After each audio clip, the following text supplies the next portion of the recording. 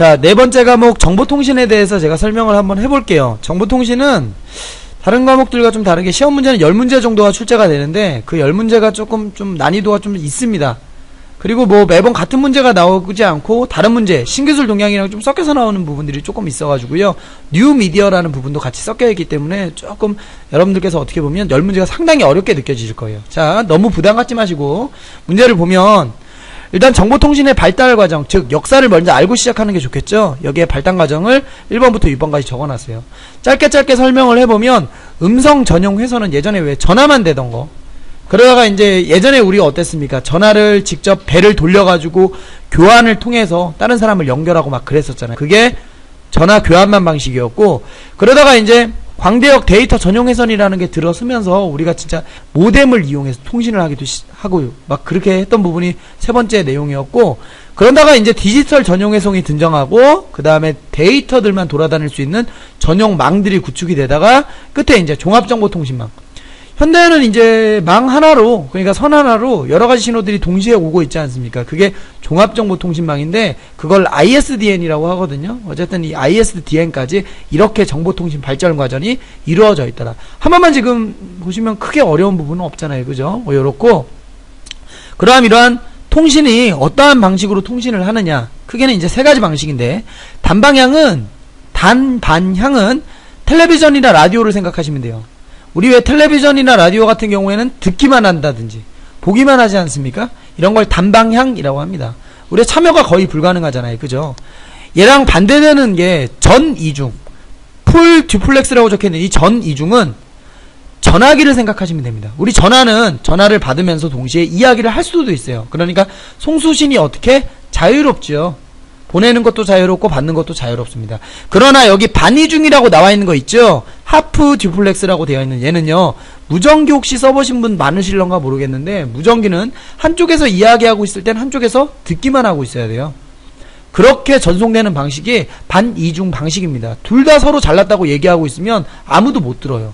그런 게 바로 반이중 방식이에요. 이게 바로 통신 방식이라고 생각하시면 되고요.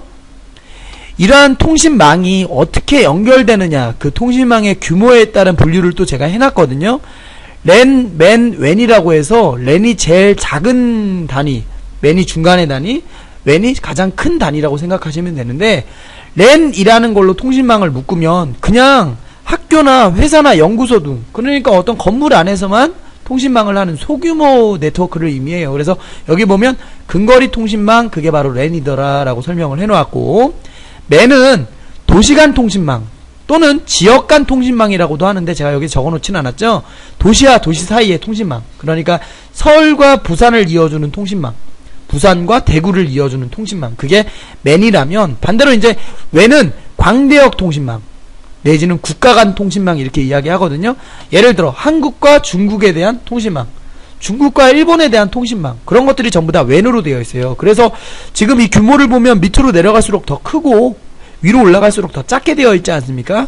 그래서 이걸 외우실 때는 이렇게 외우세요. 여러분들 신화에 그 키 작은 이민우라고 아시죠? 이민우예요. 이민우. 랜, 맨, 웬이 이민우입니다. 요거 좀 기억해 주세요. 자, 그리고 만형 회성수라고 해가지고 노드수가 n개일 때 n 가로 열고 n-1 나누기 2의 회선이 필요함이라고 되어 있는데, 여기서 이제 망형이라는 게 컴퓨터가 이렇게 4대가 있다라고 한다면 이 4대의 컴퓨터를 어떻게 연결하느냐에 따라서 망형인지 링형인지 뭐 이런 게 나오거든요. 이따 문제 풀면서 다시 이야기를 할 건데, 4대의 컴퓨터가 있으면 이 컴퓨터들을 서로 간에 다 연결을 하려면 회선이 하나, 둘, 셋, 넷, 다섯, 6개가 필요하지 않습니까? 그쵸? 제가 지금 그림을 잘 못 그려서 어쨌든 이러한 그 회선의 개수를 구하는 공식이 바로 이거예요. 노드 수, 컴퓨터 수가 만약에 4대라면 식은 어떻게 돼야 되느냐? 4에 가로 열고 4 마이너스 1 가로 닫고 나누기 2를 하시면 4개의 컴퓨터에서 필요로 한 회선의 개수가 나옵니다. 계산해 볼까요? 이거 먼저 계산해야죠. 그러면 3, 그러면 4 곱하기 3 하면 12죠.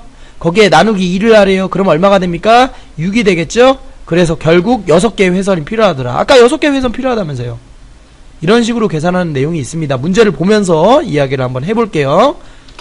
자, 그러면 관련 문제를 한번 보도록 할게요. 66번. 위에선 설명하진 않았지만 정보통신의 특징에 속하지 않는 것은 이라고 상식적인 문제를 제가 먼저 꺼내놨습니다. 자, 1번. 취급하는 정보를 기계, 그러니까 컴퓨터로 처리가 가능하다. 그게 정보통신인데 아니겠습니까? 이거 맞겠죠? 정답. 이거 맞는 말. 다음 2번. 소프트웨어의 기술을 필요로 하지 않는다. 우리가 인터넷 하려면 뭐가 필요해요? 인터넷 익스플로러라는 소프트웨어가 필요하죠. 그리고 윈도우라는 운영체제도 소프트웨어죠. 그러한 것들 전부 다 소프트웨어입니다. 근데 그런 것들이 필요하지 않대요. 말도 안 되는 소리입니다. 그래서 올바르지 않은 건 2번이고 다음 67번. 단말기에서 메시지 출력 중 동시에 호스트 컴퓨터로부터, 여기 호스트라는 말은 그냥 정보를 제공받는 쪽 내지는 제공하는 쪽, 그냥 컴퓨터로 해석하셔도 상관없습니다. 어쨌든 호스트 컴퓨터로부터 입력 신호를 받아들일 수 있는 방식은 출력 중에 동시에 신호를 받을 수 있게끔. 그러니까 어떤 컴퓨터가 출력을 하고 있는데 입력도 받을 수 있는 상태를 말하는 거죠. 이게 반 이중 방식이었나요? 전 이중 방식이었나요? 전 이중. 그래서 정답은 1번. 다음 68번. 두 개의 지점 사이에 정보를 보내거나 받을 수는 있으나인데 제가 여기 오타 났네요. 어쨌든 있으나 동시에 정보를 주고받을 수 없는 통신회선은 지점 사이에 보내거나 받을 수는 있대요. 근데 동시에 할 수 없대잖아요. 이거는 무전기를 생각하시면 된다 그랬죠. 그죠? 이거는 풀 듀플렉서입니까? 하프 듀플렉서입니까? 하프를 뜻하게 되겠죠? 반이중 방식. 그래서 정답은 2번. 다음 69번. 랜망의 구성 형태로 적합하지 않은 것은, 랜은 근거리 네트워크를 말한다 그랬죠. 소규모의 네트워크. 근데 여기 나와 있는 이 지문들은 이렇게 읽는 것보다 사실 제가 그림을 그려가면서 설명하는 게 좀 더 편한 것 같아서 그림을 하나씩 그려볼게요. 스타형이라는 거는 가운데에 컴퓨터가 이렇게 있으면 그 컴퓨터를 기준으로 주변의 컴퓨터가 요렇게 또 요렇게, 마치 가운데에 있는 별이 빛을 뿜듯이 이렇게 표현하는 게 바로 스타형 구조예요. 스타형 구조는 별성자를 써서 다른 말로 성형이라고도 하고요. 어느 때 가장 많이 사용하는 구조냐 하면 우리 은행 단말기 있죠. 단말기는 은행 그 본사랑 연결이 될 거 아닙니까? 그죠? 그 본사랑 연결되는 방식이 이 스타형이라고 합니다. 다음 링형은 컴퓨터가 이렇게 다섯 대가 이렇게 있으면 얘네들을 앞뒤로 이렇게 연결하는 거예요. 이렇게 이걸 링형이라고 해요. 앞에 선이 끊기면 뒤로 돌아가면 되잖아요. 그냥 동그랗게 연결된 거. 링형을 다른 말로 원형이라고도 하고요. 또 다른 말로는 무엇이라고 하느냐 하면 루프형이라고도 해요.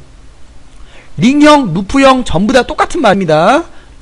다음 버스형은 버스가 쭉 길을 따라서 출발하다가 정거장마다 하나씩 내려주는 거예요. 뭐를요? 컴퓨터를요. 이게 버스형이에요. 요렇게. 저 지금 이렇게 연결되는 대부분의 사무실의 구조가 이런 구조예요. 사무실의 통신회선이 벽을 따라서 이렇게 가면 이게 다 연결되어 있는 방식. 그리고 PC방이 전부 다 이런 구조라고 보시면 돼요. 버스형은 지금 보시다시피 확장이 편해요. 갖다 꽂으면 되잖아요. 이렇게. 맞죠? 이게 버스형이고. 다음 그물형이라는 것은 무엇이냐? 컴퓨터가 이렇게 있으면 아까 그 망형이라고 있었잖아요. 이 모든 컴퓨터를 모든 경우의 수로 다 연결하는 이게 그물형입니다. 그물형을 다른 말로 아까 보셨다시피 망형이라고도 하고요. 그죠? 다른 말로는 또 무엇이라고 하느냐 하면 메쉬형이라고 합니다. 메쉬. 근데 생각해보면 이 그물형 같은 경우에는 컴퓨터를 하나 더 갖다 붙이면 선을 다시 이렇게 다 연결해야 돼요. 비용이 엄청나게 비쌀 수밖에 없어요. 그리고 망형으로 컴퓨터들을 연결하게 되면 무슨 상황이 벌어지느냐. 좁은 공간에 이렇게 연결하게 되면 사람이 왔다 갔다 할 수 있는 공간도 없어져요. 왜? 선들이 너무 많으니까. 그러니까 결국 랜의 망 구성 형태로 적합하지 않은 것, 망형이 정답이 됩니다. 정답은 4번. 너무 복잡해져서요. 70번. 분산된 터미널 또는 여러 대의 컴퓨터들이, 여기서 터미널이랑 컴퓨터를 생각하시면 됩니다. 어쨌든 중앙의 호스트 컴퓨터와 집중으로 연결되어 있는 정보통신망의 구성 형태. 컴퓨터가 이렇게 있으면 이 컴퓨터가 이렇게 분산되어 있대요. 그런데 중앙의 컴퓨터와 집중적으로 연결되어 있답니다. 예를 들어 이쪽으로만 이렇게 연결되어 있어요. 그러니까 다른 컴퓨터들도 이렇게 있으면 이렇게 연결된 방식. 이거 뭐였습니까? 스타형, 성형 아니겠습니까? 그죠? 정답은 2번. 그림 기억하시면 되고요. 여기서 나무형이라는 것은 무엇이냐면 아까 제가 설명을 못 해드렸는데 컴퓨터가 이렇게 있으면 그 컴퓨터에 뿌리들이, 가지들이 이렇게 열리는 거예요. 그러면 이 컴퓨터들의 또 가지들이 이렇게 열리는 겁니다. 이게 나무형, 다른 말로는 트리형이라고 합니다. 왜? 트리가 나무잖아요. 이건 회사의 조직도의 모양과 같죠. 부장님 아래에 과장님 있고 뭐 그런 식으로 이렇게 사용한 게 나무형입니다. 어쨌든 이 문제의 정답은 스타형 2번이 되겠죠. 자, 71번. PC에서 터미널이 8개가 설치된 시스템에서 터미널 간 상호간을 망형으로 연결하려면 필요로 한 회선의 수. 컴퓨터가 요렇게 셋, 넷, 8개 있대요. 망형으로 연결해보세요. 모든 경우의 수를 다 연결해야죠. 이거 계산식 기억 안 나면 그냥 하나씩 그냥 세리시면 되는데 이렇게 노가다 할 사람이 어디 있습니까? 아까 공식 배웠잖아요. 그죠? 노드의 개수가 n개일 때는 n 가로 열고 n 마이너스 1 가로 닫고 나누기 2의 공식을 적용하시면 됩니다. 그죠? 그러면 8개라고 했으니까 8개 컴퓨터 가로 열고 8개 컴퓨터 마이너스 1 가로 닫고 나누기 2를 하면 된다 했어요. 그러면 8-1 먼저 해야죠. 7 8에 얼마입니까? 56이죠. 그러면 56을 2로 나눕니다. 그럼 얼마가 나오겠습니까? 28. 정답은 3번이 되겠죠. 다음 72번. 여기 앞서서에 설명한 문제는 아니고요. 이제 새로운 내용들인데, 데이터 전달의 기본 단계를 순서대로 올바르게 나열한 것은, 이거는 뭐 여러분들 그걸 생각하시면 돼요. 전화기를 친구한테 전화를 하는 과정을 생각하시면 됩니다. 일단 먼저 전화가 깔려 있어야죠. 그게 바로 회선 연결이에요. 그런 다음에 전화기가 깔려있는 상태에서 전화기를 들어야죠. 그럼 우웅 소리가 나잖아요. 그죠? 그럼 우웅 소리가 나면 전화번호를 친구한테 찍죠. 그게 링크 확립, 연결의 확립. 그 다음에 친구한테 메시지를 전달합니다. 그런 다음에 전화를 끊어야죠. 그럼 링크 단절. 그런 다음에 전화기까지 철수하고 싶다, 회선의 단절. 이 순서가 됩니다. 당연한 거가 되겠죠. 그죠? 이 문제는. 그래서 정답은 1번이 돼요.